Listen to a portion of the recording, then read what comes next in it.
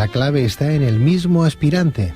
No es el temor de Dios el principio de la sabiduría, sino que el conocimiento del yo es la sabiduría misma, como bien decía. Al estudiante se le representa grande y verdadera la respuesta del oráculo de Delfos a todos cuantos anhelaban oculta sabiduría y que el sabio Sócrates repitió corroborándola varias veces: hombre, conócete a ti mismo.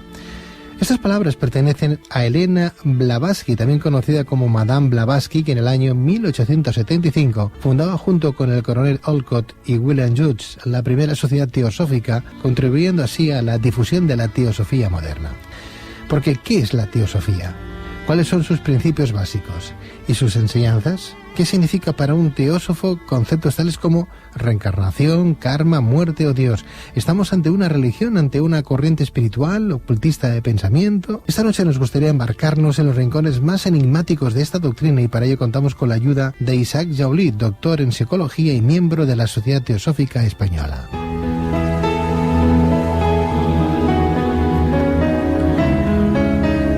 Doctor Isaac Jaulí, muy buenas noches, Isaac. Buenas noches. Bienvenido. Gracias, bueno, igualmente. Isaac, vamos a ver si podemos dar pinceladas un poquito, aunque sea por encima, y conocer un poquito más de cerca esa teosofía, ese Dios, esa Sofía, ese conocimiento. ¿Exactamente qué es teosofía? ¿Es una religión, una corriente espiritual, ocultista? ¿Es una corriente de pensamiento? Si pudiéramos sintetizarlo, podríamos decir que es una filosofía de vida, es una forma de vivir la vida. No es una religión como las religiones tradicionales, aunque Madame Blavatsky insiste que es una religión desde el punto de vista interno, porque ayuda al ser humano a unirse con lo real y verdadero que existe en él. ¿De qué manera? Hay tres objetivos en el movimiento teosófico, en su fundación. El primero es la unidad de vida, ¿no? O sea, que no existe diferencia ni de raza, ni de color, ni de religión, ni de sexo en el ser humano en su esencia. Puede ser que la parte externa lo muestre, pero la esencia es la misma. El segundo es el estudio comparativo de la ciencia, de la filosofía y de la religión, para ver también exactamente, como se inició en el movimiento, que la esencia de esas tres corrientes, antes fusionadas, tenían la verdad prístina que fue dada a la humanidad en su origen. O sea que nosotros hemos discutido o peleado por siglos por las diferencias externas, pero en la esencia estamos hablando de la misma verdad. Y el tercer objetivo es el desarrollo del potencial, del que tú apuntabas al decir, hombre, conócete a ti mismo. En realidad, todo proceso de desarrollo de potencial espiritual pasa por esa parte. Si tú primero no te conoces, tú no puedes entrar a ese retorno a ti. O sea, al principio nosotros nos desarrollamos hacia afuera, hacia el mundo. Experimentamos, aprendemos cosas, pero después el retorno debe ser hacia adentro. Al viaje es hacia ti mismo. Pero se supone que tú tienes ya cierto conocimiento de ti mismo. No el conocimiento que la gente piensa que es un nombre, una posición social, una apariencia. No, ¿qué hay tras de esa máscara que es la personalidad que todo cubre? La primera parcela sería la esencia. Que es eterna, inmortal, el espíritu que se comenta. Recuerda que ya se hablaba en los platónicos que el hombre es cuerpo, alma y espíritu. Nosotros somos una combinación de un animal que piensa, pero que tiene una esencia que lo habita. O sea, esos tres aspectos están. Estamos sentados más en el hombre que piensa con rasgos de animales muy fuertes. La segunda es el estudio. El estudio comparativo de la ciencia, de la filosofía y de la religión. Ahí quisiera pararme yo. Y el tercero es el potencial que cada uno puede llegar a desarrollar y que a veces no descubre, ni tan siquiera... Ni sabes que existe. Ni sabes que existe. Es como la parábola de los talentos, si recuerdas, ¿no? Es más, todos tenemos por lo menos un talento, pero ni siquiera se nos ocurre saber que está ahí y que hay que desenterrarlo porque el precio es elevado. Uno piensa que uno va a pasar por la vida, vamos a decirlo así, no digo que la mayoría, porque la mayoría no la pasamos así, nos cuesta, luchamos constantemente, pero hay quien tiene muchas facilidades y a eso viene, a comer, a dormir y a hacer el sexo. Y la realidad es que yo no digo que no comamos, dormamos, hagamos el sexo, hay algo más, porque no somos un animal solamente. Además, ni siquiera usamos el potencial mental. Lo hemos dejado por ahí solamente para ciertas cosas, menos la parte superior, nuestro verdadero ser, eso que no muere. Eso es lo inmortal y es lo que reencarna de acuerdo a la enseñanza. Punto número 2, el estudio. Dale. Isaac, ¿cómo puedo estudiar yo a Dios? La teosofía tiene traducciones como sabiduría de Dios o sabiduría divina. Cuando hablas de sabiduría divina, estás hablando no de Dios, entonces sabiduría de uno mismo, porque no deja de ser un soplo de Dios. O sea, bien, entonces ahora te entiendo mejor. Sí. Porque claro, teosofía, estudio de Dios, conocimiento de Dios, pero ¿cómo vamos a conocer algo que no hemos visto, que no podemos tocar? Es bastante Claro, si hablamos conocimiento de esa sabiduría divina, ya que tenemos un soplo divino, entonces es diferente. Muy bien, sí. O sea, significa que tenemos que explorar, no solamente trabajarnos nosotros mismos, buscar dónde hay una religión, pues conocer aquella religión, buscar otra religión, compararlas, y de esa doctrina general o generalista, hacernos como una propia. Yo diría más bien esto, Pedro. ¿Por qué estudiamos las religiones y las comparamos con la filosofía y la ciencia? Porque cuando tú llegas a eso te das cuenta que las diferencias que hemos notado, por ejemplo, entre la religión cristiana o la religión judía, los monoteísmos, el Islam, y si nos vamos un poco más fuerte, nos vamos a la India, es obvio.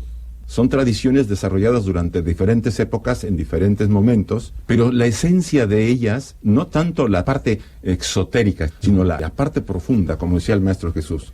A vosotros es dado conocer los secretos de mi Padre, le decía a sus apóstoles. Entonces, hay una enseñanza oculta, y hay una enseñanza que se muestra a la gente con parábolas, porque son como niños.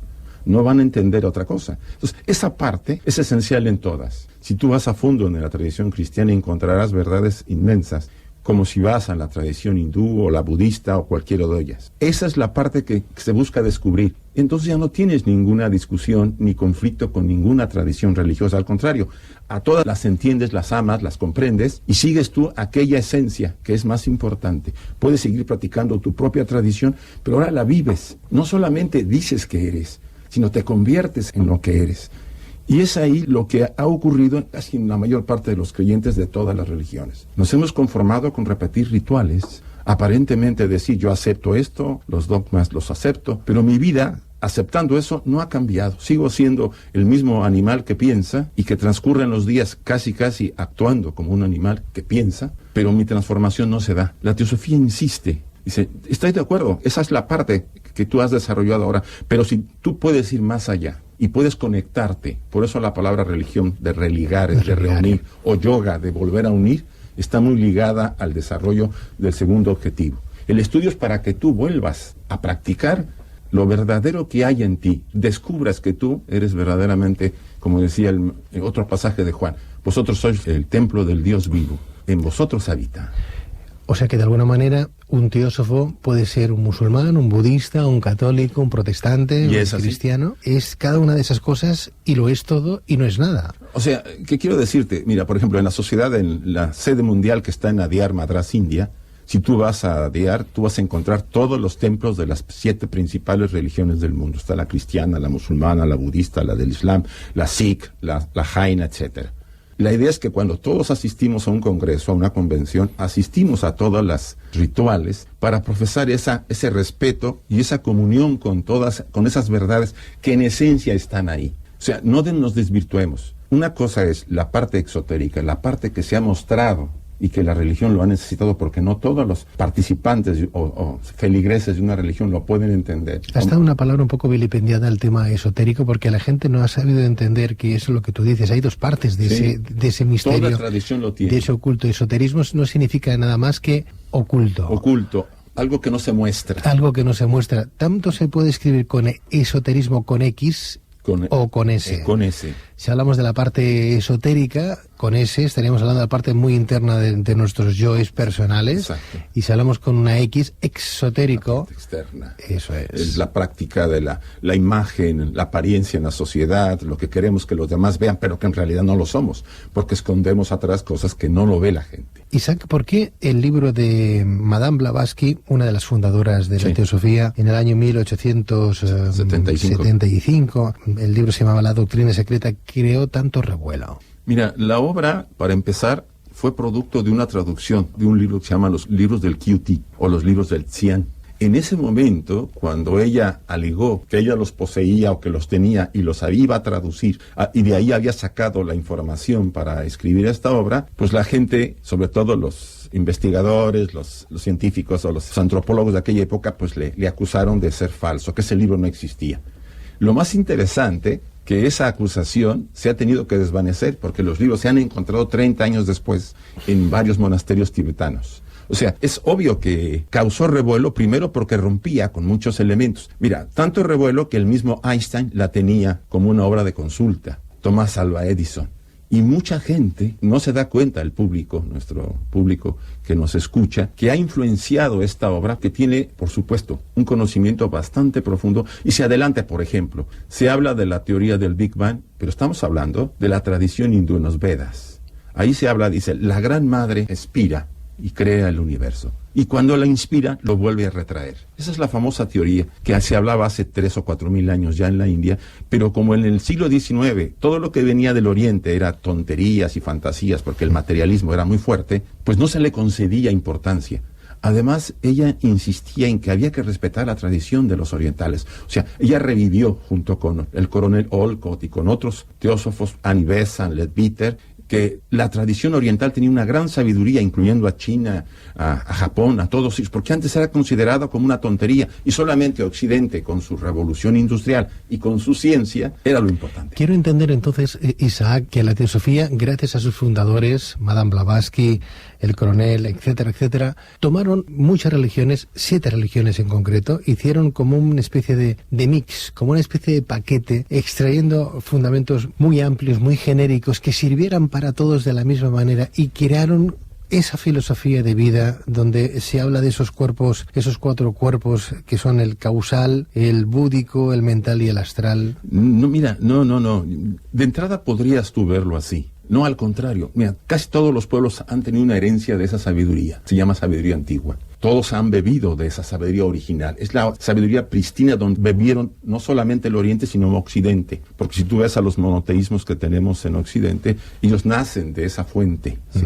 A ella se va a la fuente, no a tomar de los demás. Obvio, ¿por qué coincide? Porque la fuente coincide con muchos aspectos. ¿A qué fuente van? A la fuente esencial. Por ejemplo, la literatura de la doctrina secreta se habla de los libros del Xian, los que te digo, los libros del QT, libros que eran secretos, que ella utiliza y que se negó en ese momento su existencia, pero que se ha encontrado los libros ahora y se ha tenido que decir... ¿Dónde pertenecen? ¿A qué cultura pertenecen esos libros? Los libros se encontraban, casi todos ellos, en el Tíbet, en los monasterios tibetanos. Eran considerados esa parte de la literatura oculta que no se mostraba al público. También los hindúes tenían parte de esa literatura. Todos los pueblos lo tienen, incluso en la tradición egipcia existe. ¿Quieres decir entonces que esa cultura primigenia viene de Tíbet? No. ¿Viene de India? Uno de los pueblos más antiguos del mundo es la India. Y la literatura, una de las más antiguas, es la literatura de los Vedas. Los Vedas, sí. De esa fuente y de otras fuentes muy antiguas, pero previas a esa fuente, viene este material.